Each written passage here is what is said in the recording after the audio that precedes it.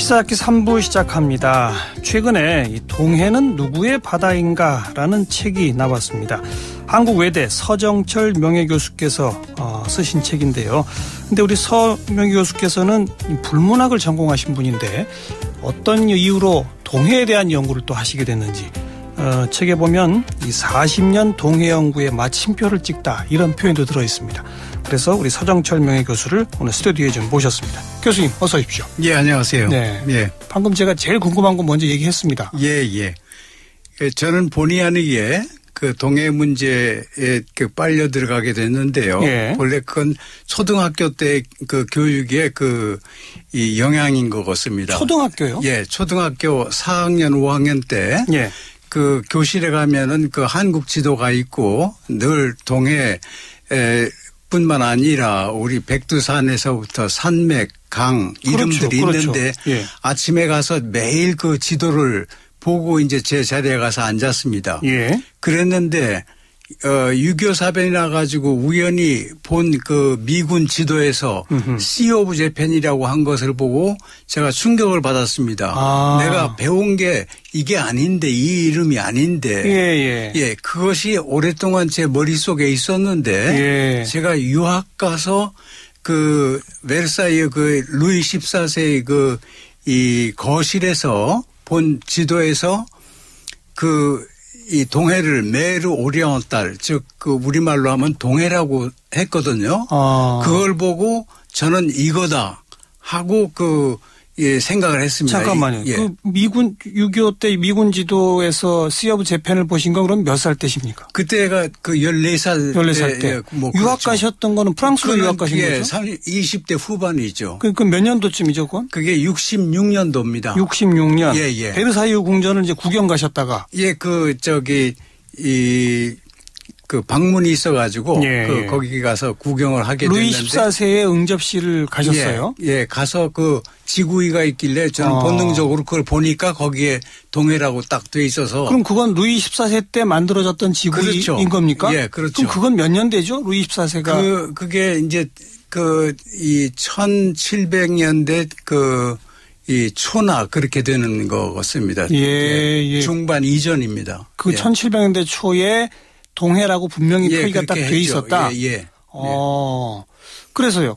그래서 그거를 연구해 봐야 된다고 그 한국학을 공부하러 온 그 분들한테 말씀을 드렸더니 그분들은 거기에 오히려 무관심해요. 왜요? 왜 그러냐면은 자기들은 자기들 박사학위 논문을 쓰는데 빨리 써가지고 거기에 박사를 받고 가서 한국에 들어와서 교수가 되는 게 급하고 가족하고 합치는 게 급하지 그런 거 가지고 거기에 관심을 둘 여지가 없었던 거라고 제가 생각이 되더군요. 예. 그러고 있는데 우연히 어느 신문사의 기자 친구한테 거기에 가면 그런 문제가 있으니까 지구위가 있다. 예. 그러니까 너들 신문사 특파원을 보내가지고 그거를 한번 연구해봐라. 일단 보도를 해야죠. 예. 그랬더니 그 다음날 신문에 제 이름하고 그런 사실이 거기에 신문에 나온 거예요. 기사화됐어요. 예. 그래서 본의 아니게 책임감을 느껴가지고 그 다음 방학 때 제가 프랑스에 뛰어가가지고 지구위를 확인했습니다. 네. 그러고는 이렇게 그려진 고지도가 있으면 내가 한 장을 사가지고 가자. 그래가지고 이제 사러 다니다가 한 장 사서 또 다른 사람 보이고 이런 과정에서 저도 모르게 동해 문제에 말하자면은 빠지게 된 겁니다. 예. 그래가지고 이제 그럼 67년 이후로는 틈만 나시면 아무래도 전공 때문에 유럽에 자주 다니시게 될 텐데 매년 한 번씩은 갔죠. 갈 때마다 고지도상이나 이런 데들 다 뒤지신 거예요? 그거를 이제 찾아가지고 프랑스뿐만 아니라 영국에도 가고 그다음에 네덜란드에 가고 벨기에 가고 이렇게 해서 중요한 이 유럽의 고지도상은 매년 한 번씩 돌고 또 거기에서 발간하는 도록들이 있습니다. 그렇죠. 그렇죠. 그런 그거를 이제 그 매년 받아가지고 제가 또 이 텔렉스로다가 그거를 주문을 하고 네, 네. 또 그것뿐만 아니라 그 영국에는 아시다시피 그 소드비라고 하는 이 경매 회사가 그렇죠. 있습니다. 그리고 크리스티라고 하는 회사도 예. 그 두 회사에 제가 등록을 해가지고 거기서 그 경매하는 모든 고지도에 대한 정보를 한국에서 받아가지고 그거를 받으면은 저는 텔렉스로다가 거기에 응찰을 하고 또 어떤 때는 그 저보다 많이 쓴 사람한테 이제 뺏기기도 했지만 알겠습니다. 그런 그 경험을 하면서 이제 그 고지도에 빠져 들어갔지만 제가 그 저희 전공을 대학에서의 전공을 소홀히 하지는 않았습니다. 결코. 그렇죠. 왜 그러냐면 그러니까 평생 프랑스어 교수로 계셨죠. 왜 그러냐면은 아침에 일찍부터 저는 저녁 때까지는 제 전공을 그 공부하고 연구하고 거기에 대해서 씁니다. 그러고 저녁을 먹고 제 서재에 들어가서 저 혼자 그 지도를 보고 음미하고 그러면서 말하자면은 거기에 대한 생각을 알겠습니다. 알겠습니다. 갖게 됐습니다. 좀 표현이 이상합니다만 주경야독 비슷하게 그래서 낮에는 전공 공부하시고 밤에는 따로 고지도 공부하시고 맞습니다. 그래서 저는 그거를 심야 전공이라고 합니다. 그 지도를 심야의 전공이 됐습니다. 그 40년 동안 고지도 모두 몇 장 정도 수집하셨어요, 그러면? 그런데 그게 매년 많이 산 건 아니고. 그렇죠. 중요한 것만 사셨으니까. 나중에 제가 2000년경에 이 역사박물관에 기증할 때 보니까 약 한 180장 정도를 제가 샀는데 그거는 제가 우리나라의 중요한 지도만 산 거지. 그렇죠. 불필요한 거를 산 건 아니거든요. 물론이죠. 그 다음에는 그 지도를 뒷받침할 수 있는 그 고서들이 있습니다. 그렇죠. 그것이 이제 고가의 가격이죠. 그래서 그거를 두 가지를 수집을 해가지고 그 모든 것을 이제 그 역사박물관에다 기증을 한 거죠. 서울 역사박물관에 고지도와 고서 합해서. 고서를 합쳐가지고. 그 돈도 만만치 않게 들어가 있었을 텐데. 그런데 저희 집 사람도 이제 대학 교수였었기 때문에. 아니 김인환 교수님. 이 책에 공동 저자로 올라 있습니다. 역시 불문학 전공하신 분이시죠. 이대 교수를 지내셨고. 저 때문에 서당계 3년이면 풍어를 읊는다고 제가 지도를 사오면은 매년 돈이 들어간 거니까 그 집사람한테 이거는 이런 이유로다 해서 이 지도를 샀다. 그렇게 해가지고 저희 집 사람도 고지도에 대해서 저하고 같이 공부를 한 셈입니다. 그러고 이제 90년대에 동해연구회라고 하는 기관이 생기자 저하고 같이 세미나도 가고 다니면서 이제 논문 쓸 때도 같이 이제 쓰게 되고 그래서 저희 집 사람하고 저하고는 고지도 문제에 있어서는 이렇게 뗄 수 없는 그런 관계가 돼서 이번에 이 책도 공조로 그 이전의 책들도 공조로다가 했고 그 이전에 보면 서양 고지도와 한국 지도 위의 전쟁 이런 책들을 쭉 펴내셨는데 지도 위의 전쟁인 이전에 쓴 건데 거기에도 공동 저자고 역사박물관에 기증할 때도 공동 명의로다가 기증을 했습니다. 두 분이 그러니까 심야 전공을 또 같이 하셔가지고. 그렇죠. 아니 제가 좀 아까 여쭤본 거는 고지도나 고서값이 만만치 않았을 텐데. 그게 아까 조금 전에도 말씀드렸지만 지집 사람이 제 월급 가지고는 그런 것을 사고 자기가 생활을 하겠다고 그래가지고 생활은 집사람이 끌어 나가고. 그럼 서 교수님 월급은 거의 이런 데다 들어간 거기에 들어갔죠. 그 정도입니까? 자, 그래서요. 고지도들을 쭉 보시니까 동해는 누구의 바다인가? 그리고 고지도에서 찾은 동해와 일본의 역사와 진실 이런 책에 이제 부제가 붙어 있는데 동해는 누구 바다입니까? 누구 바다라고 한마디로다가 이 결정을 할 수는 없습니다. 왜 그러냐면 이게 그 모든 그 이름이 나라의 이름까지 포함해 가지고 고지도에서 그 처음에 기록이 되거든요. 예, 예. 이제 그걸 보면은 가령 그 차이나라든지 재팬이라든지 코리아라든지 아메리카, 오스트레일리아 이런 모든 국가의 이름뿐만 아니라 패시픽이라든지 애틀란틱이라든지 바다 이름, 예, 바다 이름도 고지도에 나와 가지고 그것이 정착을 하게 됩니다. 그렇겠죠. 그렇기 때문에 예. 제가 이제 그 동해가 어떻게 표기가 됐는가에 대해서 관심을 갖고 이제 그 예. 지도를 수집했고. 동해라는 표기는 언제 처음 등장하던가요? 그러니까 그 1602년에 마테오 리치가 처음으로다가 일본해라고 했거든요. 네.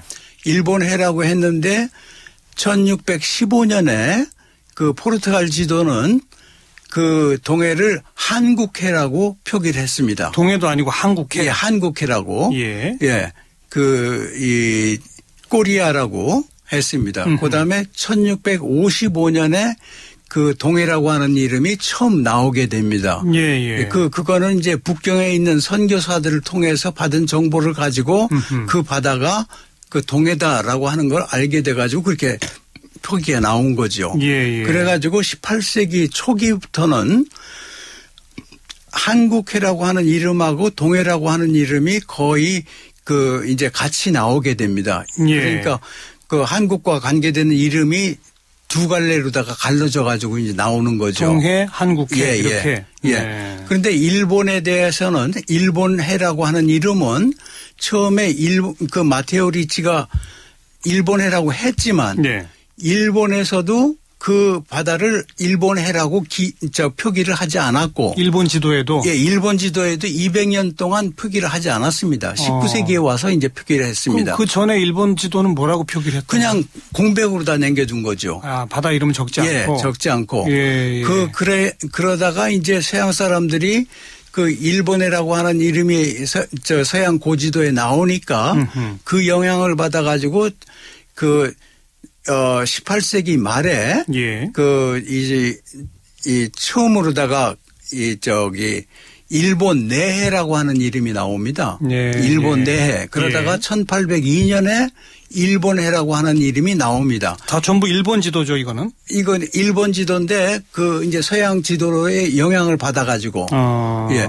그럴 경우에 한국의 동해는 본래 역사적으로다가 2000년 전부터 우리가 써왔고 2000년 전부터 써왔다는 예. 근거는 어디에 있죠? 근거는 삼국사기에 보면은 예. BC 59년에 그 부여가 그 수도를 이제 동해가로다 옮긴다고 하는 그런 기록이 나옵니다. 아, 거기서도 동해라고 그렇기 불렀다. 때문에 그 2000년 이상 되는 그런 게다고 하는 것이게 되고. 그러니까 문헌상으로는 2000년 전부터 동해라고 그렇죠. 썼다는 것이고. 썼다고 하는 것이 지도상에 동해란 이름이 처음 등장한 건 혹시 발견하신 건 아까 말씀하신 1655년 그게 처음입니까?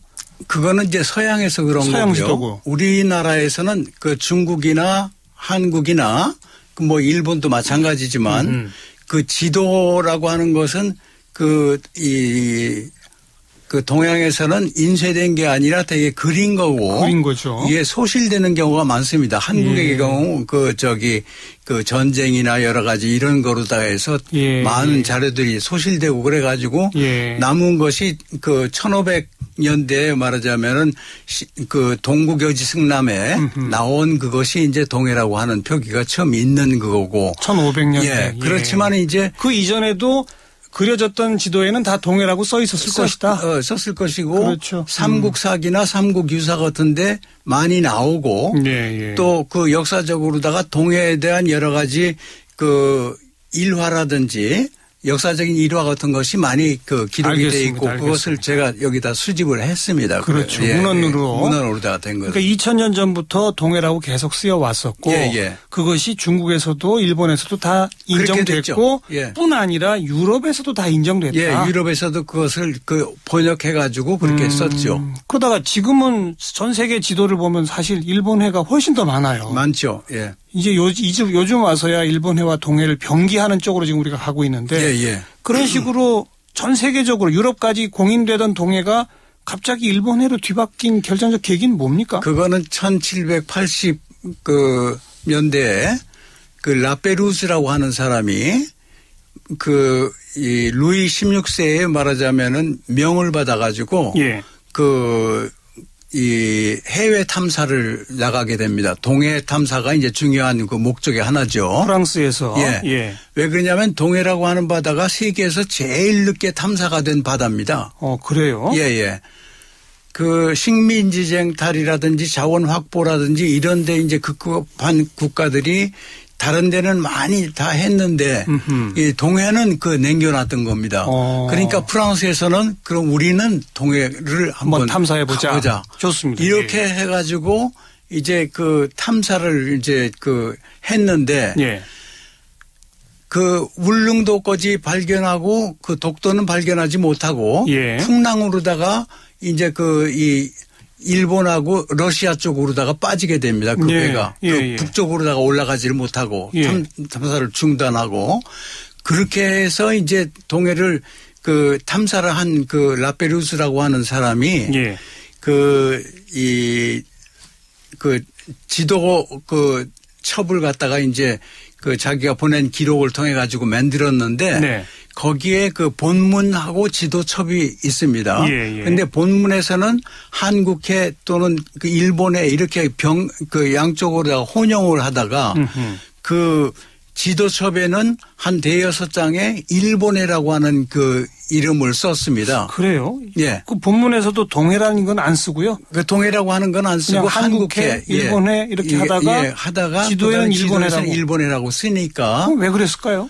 그것은 아마 풍랑 때문에 일본에 도착해서 그랬나요? 아니요. 그게 아니고 자기가 본 풍경으로다가는 아마도 한국 해변 어촌 마을이나 그런 쪽이 그렇게 산업 활동이나 이런 것도 활발하지가 못하고 동해안가는 예, 동해안가가 거기에다가 외국 사람하고는 일체를 접촉하지 마라. 맞아요. 하니까 외국 사람만 보면 그냥 도망가거든요. 예. 그런데 일본은 보니까 일본에 지나가다 보니까 거기는 상당히 어업도 발전도 여러 가지가 활발하고 또 외국 사람들에 대해서 굉장히 친절하고 그래서 일본에 대해서 호감을 갖게 되고 일본해라고 표기하지 않았나 그렇게 제가 짐작이 됩니다. 이 사람은 역사적으로 그 바다가 어떤 바다였는지 이런 거 고민 없이 그냥 한 거죠. 그게 이제 1780년대고 이러다가 국제 공인으로 Sea of Japan이 돼버리게 된 거는 그것은 1927년이죠. 1927년 일제 강점기 때네요. 예. 그런데 그 사람의 영향을 받은 고지도들이 그때까지는 한국해라고 쓰던 고지도들도 일본해 쪽으로다가 이제 선회하기 시작합니다. 그러니까 일본에서는 자기들이 쓴 게 아니라 서양 고지도에서 이제 그때 또 19세기부터 나왔다. 고지도가 일본해라고 나왔으니까 그것을 근거로 한다고 그러다가 최근에 와서는 또 그 입장을 바꿉니다. 어떻게요? 유엔 지명위원회 그리고 IHO 국제수로기구의 원칙이 지명 원칙이 이 분쟁이 있을 때는 그 두 가지 이름을 다 같이 병기를 해야 된다고 하는 것이 유엔과 지명위원회 IHO의 원칙이거든요. 그렇죠. 그걸 따라서 우리는 지명을 병기를 해야 된다고 하는 것이 우리 입장입니다. 그런데 그것이 불편하면은 같이 쓰다가 다시 합의해가지고 제3의 명칭을 찾아라. 그 당사국끼리. 그런데 일본은 절대로 그거를 응하지 않고 있습니다. 알겠습니다. 언젠가 그냥 동해로 딱 바뀔 날이 올까요? 그거는 우리가 기대할 수 없고요. 그래요? 요는 1단계가 병기가 목표입니다. 병기를 하다가 제3의 명칭을 찾아야죠. 제3? 제3의 명칭 그러니까 예를 들면 평화해라든지 번영해라든지. 잘 알겠습니다. 이런 거를 동해란 이름만으로 단독 그거는 불가능하다고 현재로서 봅니다. 어렵다. 예, 역사의 흐름상. 예. 하지만 교수님의 연구 결과에 의하면 그 바다는 분명히 동해다. 그거야 분명하죠. 그렇군요. 그 중국 사람들도 그랬고 그 러시아 사람들도요. 잘 알겠습니다. 1860년대까지 한국해라고 썼습니다. 그러니까 동해는 누구의 바다인가? 동해는 동해다 이거네요. 그렇죠. 그러니까 답이. 동해는 일본해가 아니라 예. 그 사실은 그 동해가 본래 이름인데 일본이 한 100여 년 전에 말하자면 뺏어간 거죠. 네. 예. 그렇게 해가지고 이제 우리는 2000년의 역사를 가지고 있는데 일본해라고 하는 이름은 한 100여 년밖에 안 된 거다. 이렇게 뭐 예. 빼도 박도 못할 확고한 증거 자료들을 다 직접 수집하셔서 사제를 털어서 이런 책으로 집대성했는데 일본이 이런 책을 보고 뭐라고 반응할지가 참 갑자기 궁금해지네요. 제가 일본에서의 그 연구도 여기다가 요약을 했습니다마는 그 일본 사람들은 일본 외무성이 그 위원회를 가지고 있습니다. 그래가지고 거기서 한국에서 나오는 말하자면 동해 주장을 하는 논문들은 전부 번역을 해가지고 그 언론사에 돌리고 한국에서 이런 움직임이 있다는 것을 하는 위원회가 있거든요. 대응하기 위해서.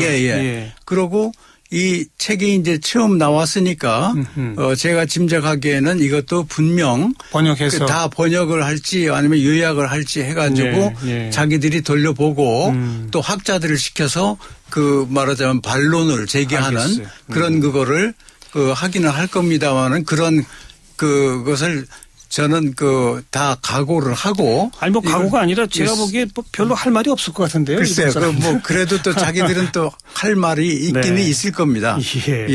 한번 좀 지켜보자고요. 뭐라고 하는지. 그렇게 봐야죠. 아이고 참 평생 애 많이 쓰셨고 요 책 펴내시느라고 또 고생하셨고요. 그건 뭐 그 사실 고생이라고 하기보다는요. 거기에 빠지다 보면은 그 나름대로의 즐거움이 되는 겁니다. 그래서 저도 사실은 고지 들어가지고 그것을 즐기고 거기에 빠져들어갔다고 하는 것이 정확하지. 알겠습니다. 그것 때문에 고생했다고 하는 표정은 그 표현은 적절하지 않은 것 같습니다. 어쨌든 후학들한테 참 큰 가르침이 될 그런 책을 남기셨습니다. 한국외대 명예교수 서정철 교수 함께 만나뵙습니다. 오늘 고맙습니다. 감사합니다. 네.